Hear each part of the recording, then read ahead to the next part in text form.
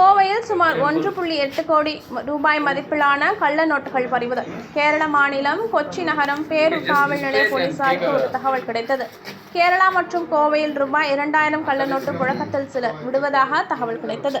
இதன் அடிப்படையில் கேரளா போலீஸ் தனிப்படையினர் நேற்று கோவை வந்து கரும்புக்கடை வள்ளல் நகர் பகுதியில் உள்ள அஸ்ரப் வயது 24 என்பவரை தமிழக காவல்துறை மற்றும் கேரள காவல்துறை கூட்டு முயற்சியால் மடக்கி பிடித்து கைது செய்தனர். அவர் கொடுத்த தகவலின் அடிப்படையில் உக்கடம் அல் அமீன் காலனி பகுதியில் உள்ள சையத் சுல்தான் வயது 32 என்பவர் வீட்டில் கேரளா மற்றும் கோவை போலீசார் இணைந்து சோதனை நடத்தினார்கள். இந்த சோதனையில் ரூபாய் 1.8 கோடி மதிப்புள்ள கள்ள ரூபாய் நோட்டுகள் பறிமுதல் செய்யப்பட்டன.